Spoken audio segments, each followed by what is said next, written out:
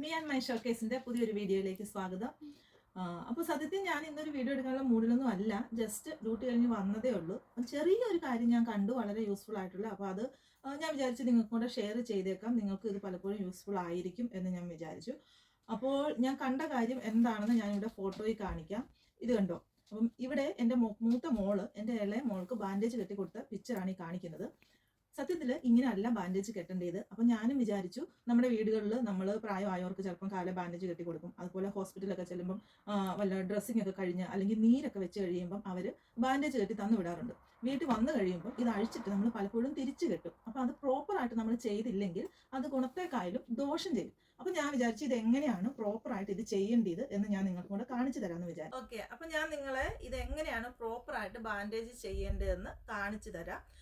ഞാൻ ആദ്യം പറഞ്ഞു മോള് ചെയ്തത് റോങ് ആണ് എന്ന്. അതിൻ്റെ റോങ് എന്താ വെച്ചാൽ, ഈ നമ്മൾ ബാൻഡേജ് ചെയ്യുമ്പോൾ ഇത്രയും ഭാഗം മാത്രം നമ്മൾ ടൈറ്റ് ചെയ്ത് കഴിഞ്ഞാൽ ഈ നീ സ്വെല്ലിങ് ആവും, ഈ കാലിൻ്റെ പാദം ഇവിടവും സ്വെല്ലിങ് ആവും.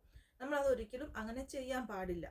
ഞാനിവിടെ കാണിച്ചു തരുവാണ് എങ്ങനെയാണ് ബാൻഡേജ് ചെയ്യേണ്ടതെന്ന്. നമ്മൾ ഈ ഒരു ഏരിയയിലാണ് നമുക്ക് പ്രഷർ വേണ്ടത്, കവർ ചെയ്യേണ്ടതെങ്കിലും നമ്മൾ ബാൻഡേജ് ചെയ്യുമ്പോൾ നമ്മൾ ഇവിടം തൊട്ട് ചെയ്യണം. മറ്റൊരു കാര്യം നമ്മൾ നോട്ടീസ് ചെയ്യേണ്ടത്, നമ്മൾ എപ്പം ബാൻഡേജ് ചെയ്താലും ഈ ഫിംഗേഴ്സ് ഫ്രീ ആയിരിക്കണം. കാരണം ഈ നെയിൽ ബഡ്സിൽ നമുക്ക് നോക്കണം എന്തെങ്കിലും കളർ ചേഞ്ച് ഉണ്ടോ. അതാണ് നമുക്ക് ഈ ബ്ലഡ് സർക്കുലേഷൻ പ്രോപ്പറായിട്ട് ഇങ്ങോട്ട് വരുന്നുണ്ടോ എന്ന് അറിയാൻ പറ്റുന്നത്. അപ്പോൾ ഇവിടെ എന്തെങ്കിലും ബ്ലൂയിഷ് കളറോ കളർ ചേഞ്ചോ വരുവാണെങ്കിൽ നമ്മൾ ഇങ്ങോട്ടുള്ള ബ്ലഡ് സർക്കുലേഷൻ കുറഞ്ഞു, ഒരു പക്ഷേ ഇത് ടൈറ്റ് ആയിരിക്കാം നമ്മൾ ചെയ്തതെന്ന് നമുക്ക് മനസ്സിലാക്കാൻ പറ്റും.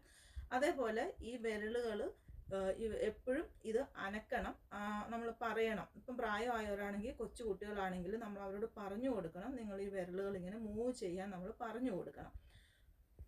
അങ്ങനെ ഞാൻ നിങ്ങളെ കാണിച്ചു തരുവാണ് എങ്ങനെയാണ് ബാൻഡേജ് ചെയ്യേണ്ടതെന്ന്. ഓക്കെ,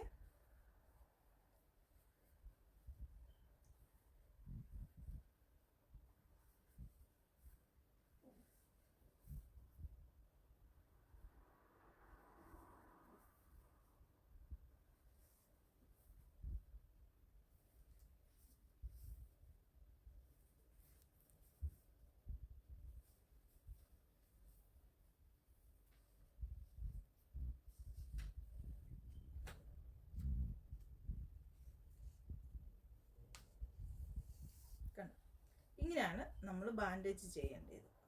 അപ്പം ഈ വീഡിയോ നിങ്ങൾക്ക് യൂസ്ഫുൾ ആയി എന്ന് വിചാരിക്കുന്നു. യൂസ്ഫുൾ ആയെങ്കിൽ നിങ്ങൾക്ക് ഇഷ്ടപ്പെട്ടെങ്കിൽ ലൈക്ക് ചെയ്യുക, ഷെയർ ചെയ്യുക.